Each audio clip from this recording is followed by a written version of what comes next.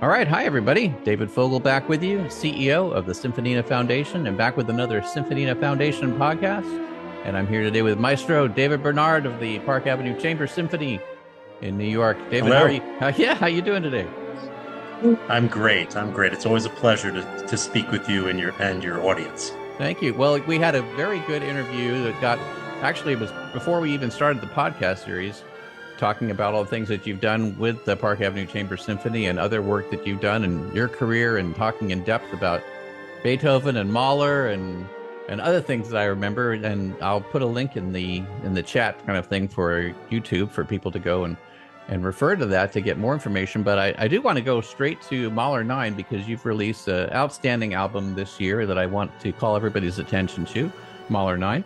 And so I think that the thing I have to start with is to ask you to give everybody a little background about who Mahler was. Everybody who's in classical music knows of Mahler, but may not know Mahler's personal history and why you chose the Ninth Symphony. I know you've recorded other ones, including Mahler 5, which is how I first met you, actually, through some Grammy music releases. And that was an outstanding performance as well that I encourage everybody to go back and listen to. But let's start with who Mahler was and go from there. Well, Mahler was a very dedicated musician, very talented musician. He was trained in the traditional conservatory environment, always showed promise, always showed talent. The interesting thing about Mahler's background, and this is something that we all know Mahler as a composer.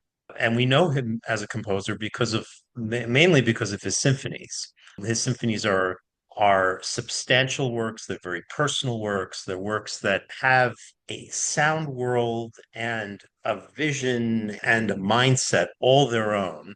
And it's something that there's certainly a many people who are completely addicted to listening to Mahler symphonies. So this is not news, right? Everybody knows about that. But in Mahler's day, Mahler was not known as a composer. As a matter of fact, when he composed, it was usually something he did on his off months, usually in the summertime, usually something he would do on the side. He was mostly known as a conductor. And so his works generally were not very popular. His symphonies were not very popular during his lifetime. Hmm. And so what happened is that Mahler's symphonies became more and more in the public eye more recently, maybe in the 60s with Leonard Bernstein's efforts to popularize them. Leonard Bernstein he kind of saw himself as channeling Mahler. Mahler was Jewish, Leonard Bernstein's Jewish. Mahler was a composer conductor. Leonard Bernstein was a composer conductor. He certainly saw some affinities between them. And he made it his mission to put Mahler more in the mainstream. So that's why we know of him as a composer. Now, one of the most interesting things about Mahler's symphonies is that Mahler was always very specific about what his music meant and how it would be played. Often there would be a lot of direction inside the scores for the performers, and there would be in many of the symphonies, not all of them, there would be text that's associated with them. If text that was sung, there would be libretto, something that would ground the music in some kind of meaning. And even if there weren't text, there was always a lot of correspondence and letters and all of these things that go along with that. Mahler's ninth is unique among Mahler symphonies because it did not have text. It was also written in the last few years before he died. It was one of the last, not the last composition it wasn't the last symphonic work he wrote. It was the last complete symphony. And so there wasn't a lot of writing about it. There was no text about it. And there was no libretto or anything associated with it. So it's really something that is completely up to the conductor to interpret, more so than his other symphonies. I see.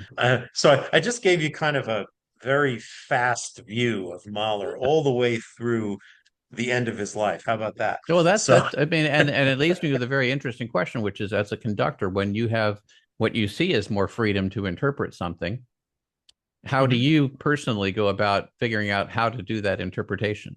That is a fantastic question. And that's actually a question that every conductor, every musician, actually, not just conductor, needs to grapple with. And the way I deal with that is I try to listen to the work itself. I try to have the work tell me how to interpret it, right? There is kind of an organic nature to music. It isn't just simply as a musician, it isn't simply, all right, I'm going to only listen to instructions from the composer to tell me how to do this. That'd be the only input for the only input for my interpretation of the work. You can't really do that. There's a fundamental underlying force, shall we call it, inside the work that does speak to you if you listen for it. And that's really its musicianship. Using the term musicianship, that is the ability to listen for that. And so, that's for me, that's really what drives how to interpret something like Mahler 9. And I suppose from that answer, then it would be that there's a range of interpretations because how that music speaks to you may or may not be how it would speak Yes, to me or somebody else. I wouldn't be conducting it, but some other absolutely. conductor, let's say. So it's not Yes. so much right or wrong, although I bet you in some No. instances you might say that was wrong. So but we can leave those ones aside. Well, So yeah. every conductor has to have his or her viewpoint, and it needs to be developed in such a way where you have conviction over that viewpoint. And so, yes, you have to believe that what you're doing is right, Yeah. right? Yeah. And you're not going to go around saying anything that's different than that is wrong per se, but there is a sense that this is right. You know what I'm saying? Yeah. And with Mahler's Ninth, the way you look at that, the Mahler's Ninth, and it's interesting, this issue of interpreting a work that there's two sides to this. I mean, one is that it doesn't have a lot of instruction Hmm. on how to interpret it, which is fine. But also, I spoke about earlier about the vacuum. There's kind of a vacuum in with this piece because there isn't a lot of instruction. And whenever you have a piece like that, and usually it's pieces that are written towards the end of a composer's life where there is that kind of vacuum, that vacuum is typically filled with some kind of popular narrative, right? And I want to kind of go through a few examples of that. Yeah, So please. we're talking about Mahler's Ninth right now, but there are other examples of that. So you have like Tchaikovsky's Pathetique, for example, Hmm. right? Tchaikovsky's Pathetique, what was it? Not was premiered 9 days before Tchaikovsky died, and the fact that it occurred so close to his death, and that the death was interpreted as a suicide. What you have that came from that was the notion that Tchaikovsky's Pathetique was a suicide note. Mm. You've probably heard that, Hmm. right? Yeah. And that is a common belief that Tchaikovsky's Pathetique was a suicide note. However, when you're working with the work itself, you know that it's absolutely false Mm. that that was a suicide note. It could not be a suicide note because as you're working through every phrase and you're working through all this music and you're seeing that the enormous effort that was needed and the incredible brilliance that was brought to this piece could not have been from somebody who has one foot in the astral plane, Hmm. right? And so that for me, that is my interpretation of Pathetique after having worked through it and all of this. Yeah. There's other works like that. There's like, Mozart's Requiem, which was written. There's a whole big story about that. I don't know if I could probably take up the rest of the podcast talking about Well, that, we'll have you back but on it's Mozart sometime when you do Mozart. That's fine. yeah, Yeah. exactly. But Yeah. bring it back to Mahler, Yeah. it was Leonard Bernstein that filled that vacuum for Mahler's Ninth. The way he did that was he interpreted each movement of Mahler's Ninth as a different way to say goodbye.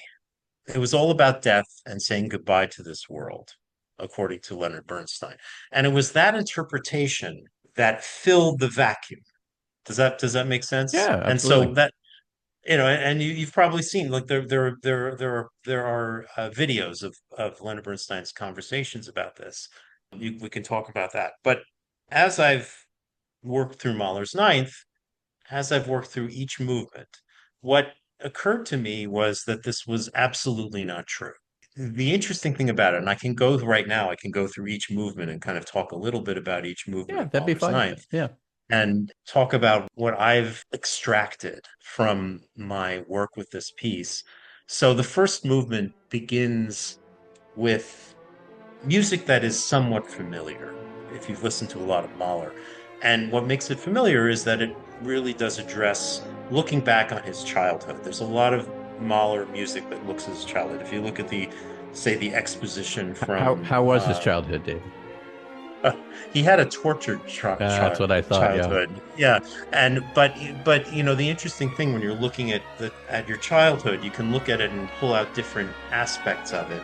And if you're looking at if you're looking at say Mahler's First Symphony, the exposition from Mahler's First Symphony, it really did try to get to the simplicity and innocence of childhood. Okay. And you had him experiencing his world, experiencing nature. It's really, really just really a simple and innocent. There's a simple innocence that comes through. The interesting thing about Mahler's Ninth is that you get that, right? And so the first movement, you get elements of that, but you hear it in a way that is coming from a much more mature place. It's almost as though you're, this is somebody who has lived his life Yeah. and is looking back on his childhood, Mhm. and he's seeing it with, I like to say, a much higher resolution, Mhm. right? And he's seeing the light with the dark. He's seeing complexity.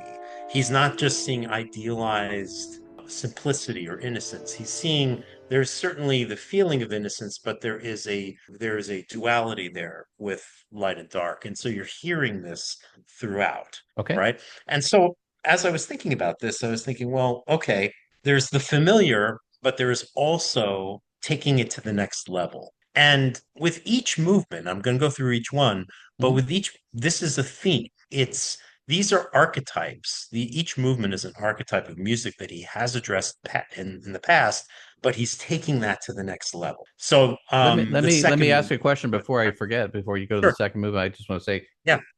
is Mhm. that symptomatic then of him recognizing that this was going to be one of his last symphonic works, and he's doing kind of a recap story, or which I mean, as I you're telling the story, I'm thinking that might be a Yeah, possibility. But what do you think? I don't think so. Okay. And I think that, and similar to Tchaikovsky's Pathetique, this is a very actually there's a lot of similarities between Mahler's Ninth and Tchaikovsky's Pathetique.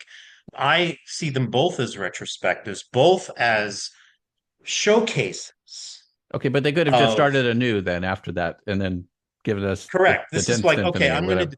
I've done this again, I've done it again. Okay, Yeah. here's my best. I'm giving you my best right now. Right. And I'm not giving it to you because this will be my last. I'm Hmm. giving it to you because here I am, and I now have it figured out. Got it. Right? That Okay. for me, that's the way I see it. Now, movement two is, you have these, and this is also frequent with Mahler. He would write his dance music. They're usually rustic Ländlers, the precursor to the waltz, Hmm. or the waltz in the more rural areas of Austria, as opposed to the more gliding and elegant waltz. And you find Ländlers, these types of dances, these rustic dances, in many places in Mahler symphonies. But what you hear in these Ländlers is not necessarily something you would dance to.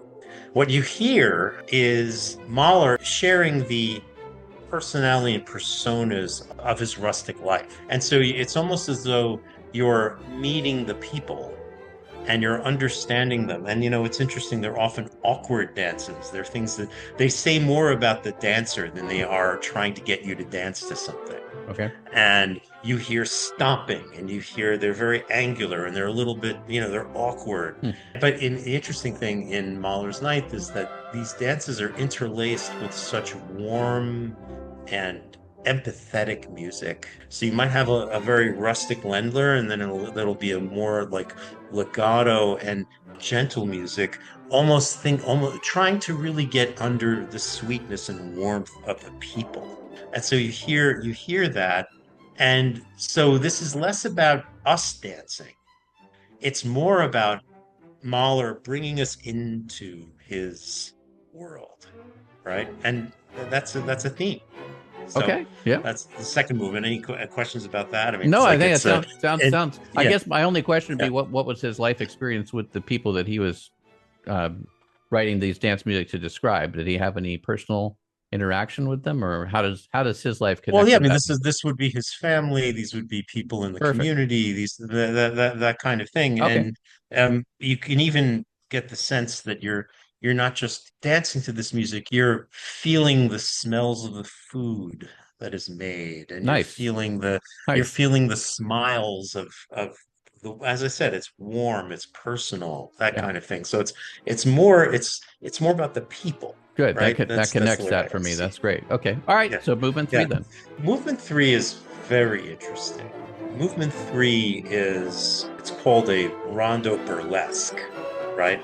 But what it really is a an amazing showcase of counterpoint. And I don't know if I spoke about this when we talked about the Fifth Symphony, but Mahler was always actually when he was in conservatory, he had trouble with counterpoint as his counterpoint classes, and there is some chatter out there about how his fellow students would make fun of how he would have trouble with his counterpoint. You do find contrapuntal episodes in Mahler's symphonies, and especially in the Fifth Symphony, the fifth movement of the Fifth Symphony, the last movement of the Fifth Symphony. It's it that movement is a it's kind of a contrapuntal showcase, I see. Okay. right? Not only that, but the Fifth Symphony is also overall is a completely rethought style. It's really focused on the contrapuntal elements, so more of the linear and the outer voices, and rather than just big music, big and thick music, it actually is a different kind of voice. So in the Ninth Symphony, the third movement, this is a fantastic movement. I mean, I would say that if you're going to listen to one movement to get kind of a taste of Mahler's Ninth, listen to the third. Okay. Listen to how incredible it is. Now, when I talk about counterpoint, and the first thing that probably comes to mind is, oh, okay, this is academic. It's not very exciting. It's something you study, No, not at all. and Actually, no. I'm just no, saying, not but at that's all. what's Maybe not maybe for the you, others but I'm do. just thinking No, like, no, absolutely yeah. not. I mean, Yeah. yeah, I mean, and if I don't know if how like for me, and actually, I'll send you a link to this. During COVID, I gave myself a project where I would play through both books of the Well-Tempered Clavier Uh-huh. front to back. I'm not a great pianist. I'm a conductor pianist, and Hmm. so my rule was I would play it slow enough that I wouldn't have to stop. And I got through all 48. I wrote about it in International Piano Magazine. I'll send you the link. You can Yeah. post it. But the incredible thing about the third movement of Mahler 9 is that yes, while it's very accomplished and a showcase, just as I'm saying, each of these movements is a showcase, the way I see it. The first movement is a showcase on music from his childhood, but seeing it in a much more accurate and with higher resolution, seeing all the complexities and blemishes, not just the idealized All right. innocence. All right. Second movement was more getting more into the empathy around his rural upbringing.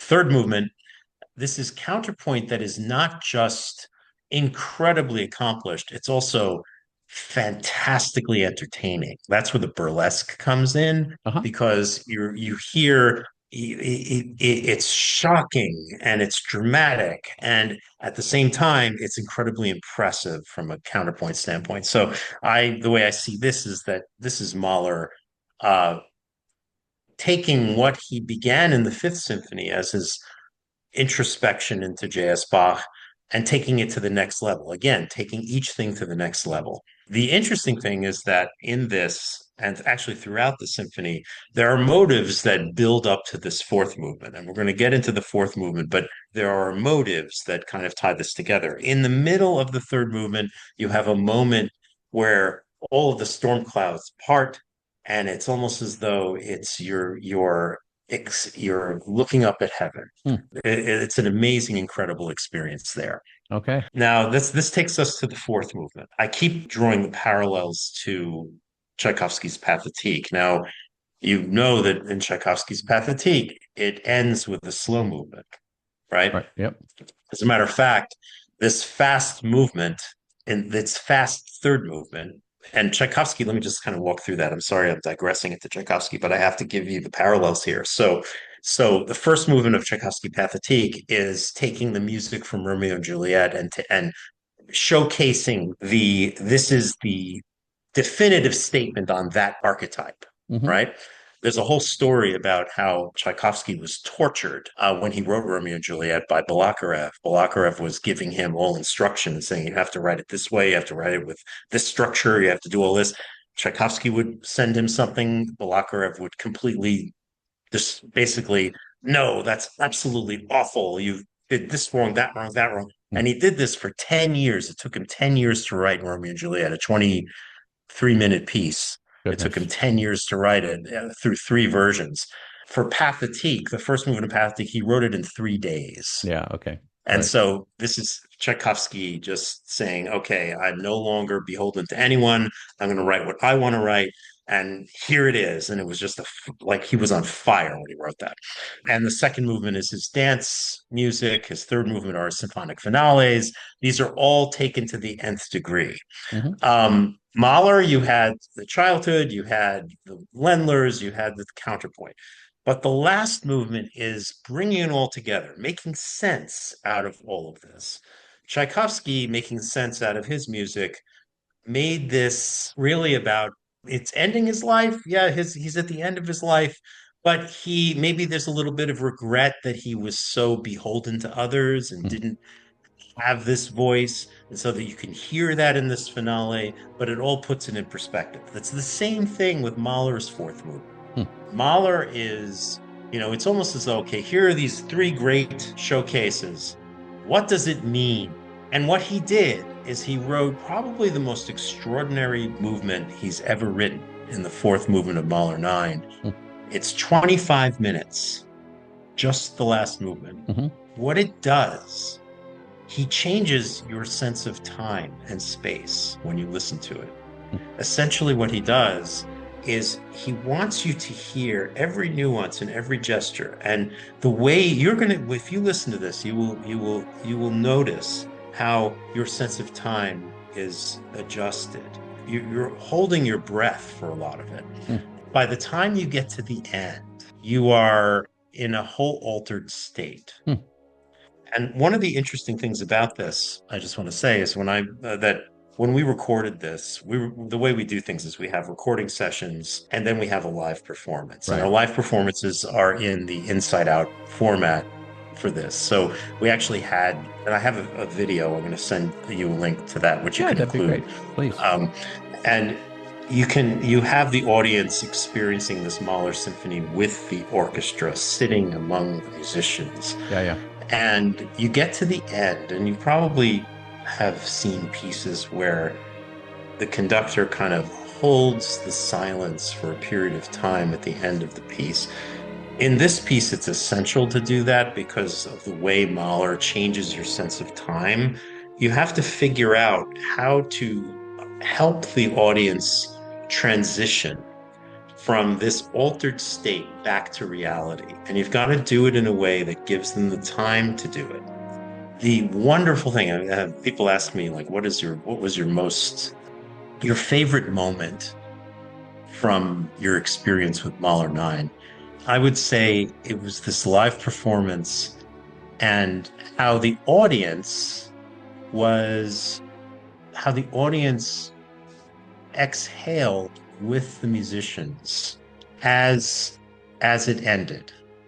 Yeah. And you get to see that in this video. And so that's just really, really extraordinary. Yeah, no, we'll definitely put a link to it. And David, I so greatly appreciate you giving all this background information because it's really, I think, not possible to fully appreciate the music that you conduct generally, but certainly in this case, without knowing more about the story and have that help you to interpret and change how you interpret what it is that you're listening to, especially in something that's going to be such a commitment as a Mahler symphony. It is a commitment. It's not a pop tune. Absolutely. It's not a pop tune. You have to sit there like, okay, I've got all the time I need. Nothing's going to happen. The phone is off, and put the headphones on or get your best speakers out and sit back and enjoy it, and enjoy it in every sense of that word. Enjoy it doesn't have to be happy enjoyment. It can be all the other enjoyment. But I was reading one of the reviews that you got, and I just read this. I mean, Bernard's leadership from the podium was characterized by meticulous attention to detail. His ability to interpret Mahler's complex score with precision and emotional clarity exemplified a rare blend of technical mastery and artistic insight. With his fluid yet purposeful gestures, he guided the orchestra through the symphony's emotional peaks and valleys, ensuring that each transition was seamless and every climax resonated with full impact. And that's from Front Row Center. So congratulations to you. And I presume that this is going to be submitted for Grammy consideration coming up in the current season. Yes, it will. Yes, All it right. will in We'll the summer when we submit these things. Yes, And we'll be looking for that. and it's releasing on Friday, on June 13th. Excellent. And so we're very proud of this recording. It's part of our 25th anniversary season, so we picked a milestone work like Mahler's Ninth. And thank you for taking the time to ask me these questions and giving me the opportunity to talk about all of these lovely topics. I just love talking about Mahler 9, and talking with you. It was fantastic. I appreciate Thank it. Every time we get together, it's like a trip to the Oracle, David. I totally appreciate it. If people want to get in touch with you, David, what's the best way to do it? My email address is davidbernard@davidbernard.com. That's pretty simple. That's the best way. That's pretty Yep. simple. All right, David, we're going to listen to some more of the music that you've conducted on the way out. We wish you all the best. And if there's anything we can ever do to be of help to you, you just let us know. Thank you so much. I really appreciate this opportunity to chat with you, and it's always a pleasure.